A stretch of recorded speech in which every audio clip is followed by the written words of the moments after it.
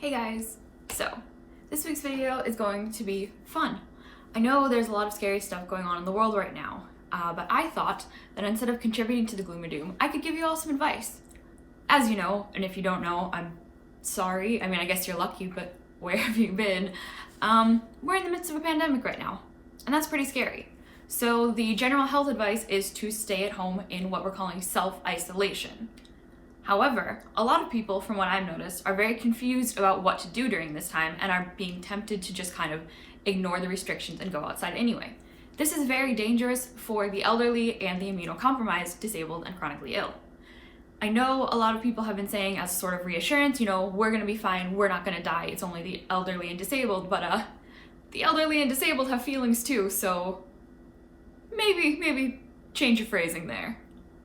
Anyway, as a chronically ill and disabled person myself, I have had quite a lot of experience in so-called self-isolation. Most of my sophomore and junior year of college were spent right here, in this bed, trying to stay healthy or recover, So I have a lot of advice on things to do when you're stuck at home, and that's what today's video is going to be about. The first option, of course, is to watch some sort of streaming service, Netflix, Hulu, Disney+, whatever. Movies to your heart's content.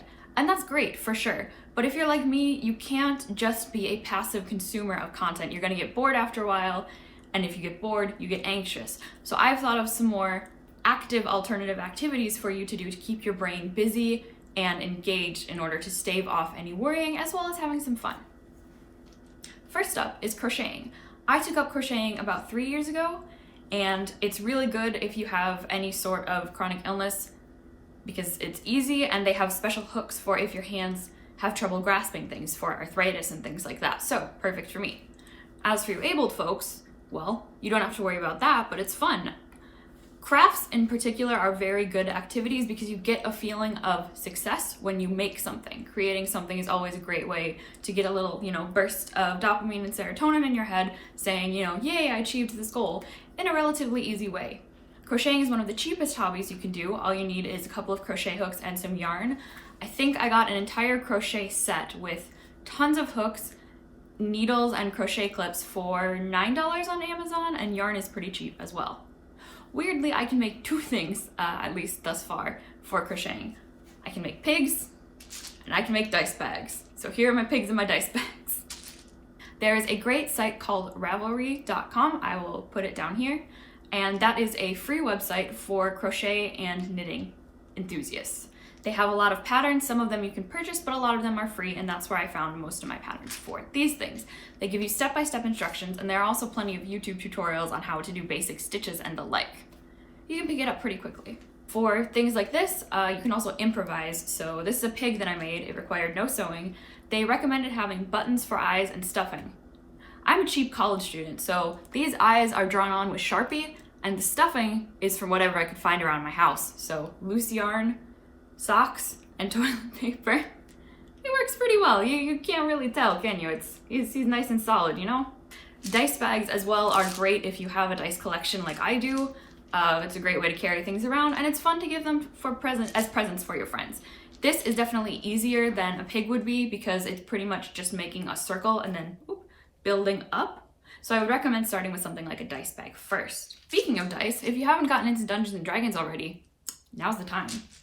You can use some of your free time to brush up on the rules if you happen to own the books. This is my DM guide. I have a player's handbook, but I lent it to my friend.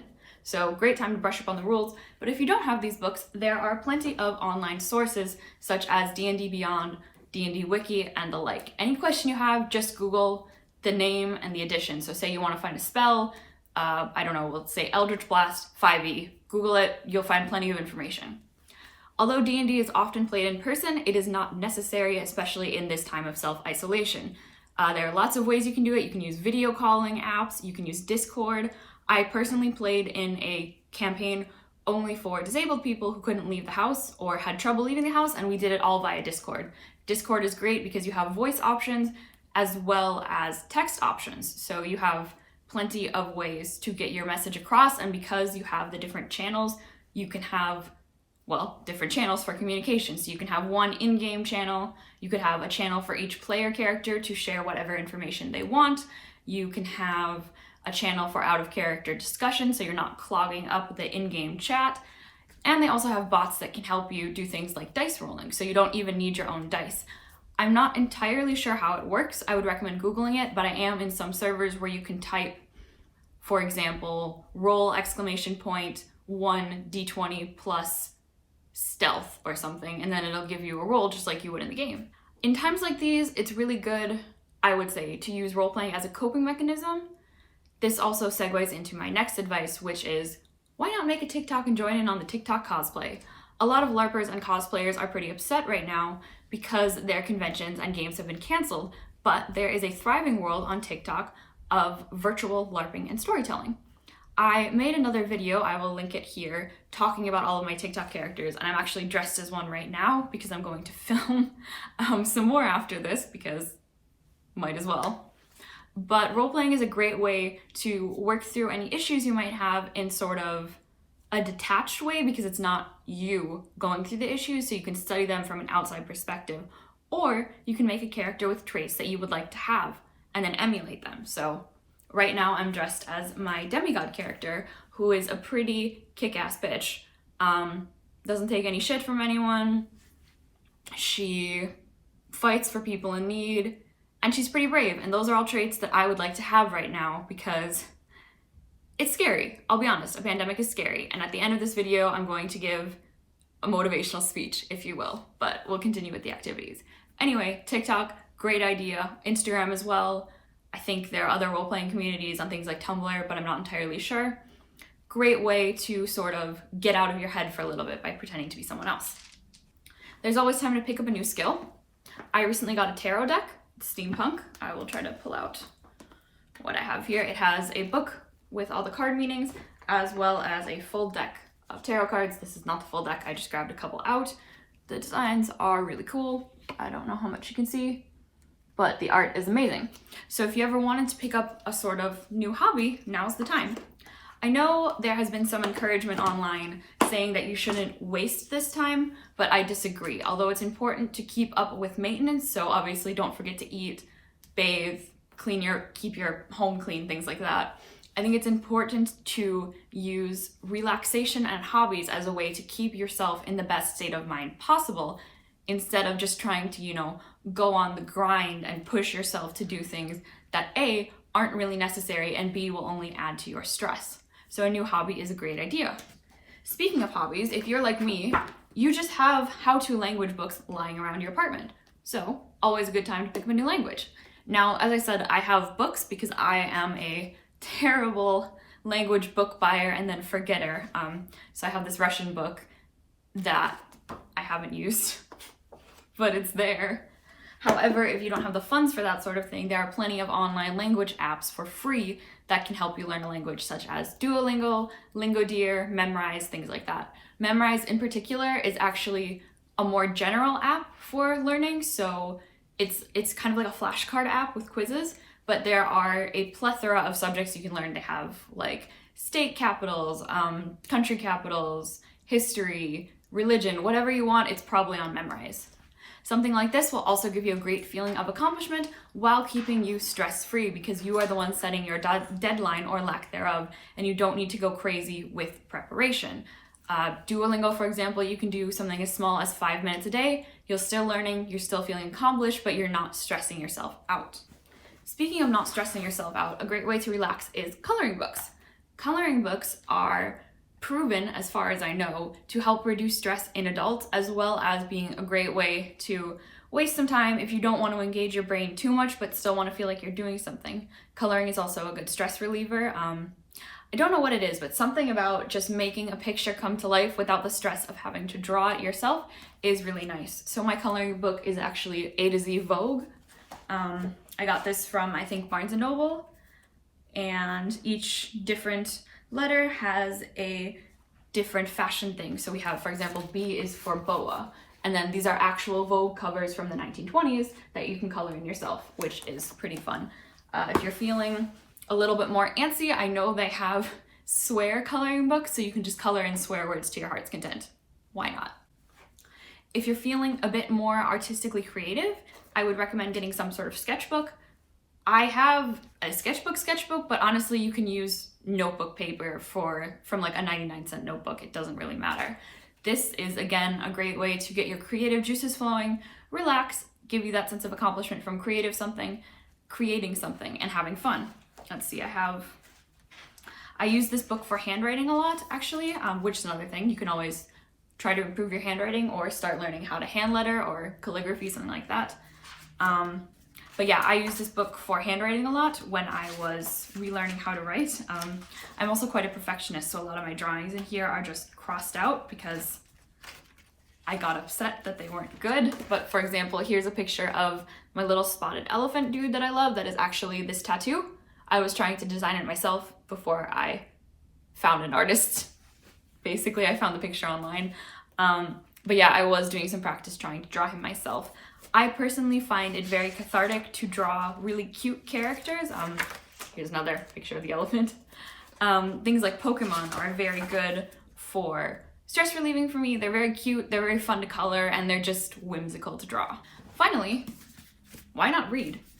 I think a lot of people, at least from what I've noticed, always say, oh, you know, I used to read so much when I was a kid, but now I don't have time, or I really like reading, but I can't find the time or the energy. Well, now you have all the time in the world, so now might be a good time to invest in reading some of those books that you always wanted to read. I personally have quite a collection of physical books. However, as far as I know, at least everywhere that I've lived, libraries will have online libraries as well. So if you have a library card, you can check out digital versions of the book that you would like. So you don't have to go out to the library and risk being contaminated or contaminating anyone else, and you can still get all the books you want. It also saves space.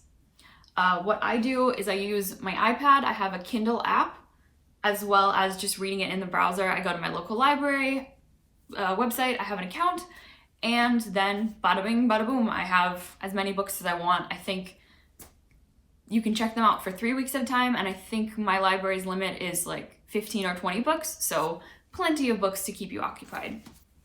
I hope this was at least a good start of hobbies that you can take part in. There's always other ones you can do, such as singing, dancing, movie nights with friends, things like that. Just stay socially isolated and stay safe. And now for the motivational speech. So, I know it's scary. It's a global pandemic. Of course it's scary. But I think if we remember that this too shall pass, and we take the necessary precautions, washing our hands, staying socially isolated, that sort of thing, it's gonna be okay. When I first got sick, first really started exhibiting symptoms, my sophomore year of college, I was terrified. I had no idea what was going on. I had all these pains, I was falling, I was twitching. Honestly, there was a time when I thought I had a brain tumor, and every night I would be terrified to go to sleep. I would just lie in bed awake because I thought if I went to sleep, I wouldn't wake up. And that was really difficult for me. It was. I'm not gonna lie, fear is a bitch. Anxiety is a bitch. My anxiety is often triggered by things that I can't control and that are large scale. So thank God for psych medication, because if I were off my meds right now, well, I wouldn't be making this video. I would be panicking constantly because this is a scary thing. But I believe it's gonna be okay. I can't say that for certain. Obviously, I'm not a fortune teller, even if I do read tarot, but we're gonna be okay. The world's gone through a lot, but it always comes back, you know? It might not be easy, it might look scary right now, but I think if we just stay safe, stay occupied, and stay positive, it's gonna be okay. Also, something I forgot to mention on a later note, be sure to get lots of sunshine. You want to keep your vitamin D intake up. That will help with both your mood as well as your overall health. So get those curtains open, open a window if you can, maybe go outside if you're in an isolated area, if you live in a house with a backyard, for example. It's up to you, but it's gonna be okay. Us disabled, chronically ill folks, we're used to this, you know? We're used to staying at home for days on end. We're used to missing events. We're used to having stuff canceled that we really wanted to go to, but we're still here. And it's gonna be okay. I believe in all of us. bit of a serious note to end on there, but thank you guys so much for watching. Please like, comment, and subscribe if you enjoy my stuff. All my links are down below for different social media, depending on what you want to see. If you want to hear my random thoughts, my pictures, my character, stories, whatever. I hope you guys are having a good week, and I will see you next Sunday. Bye.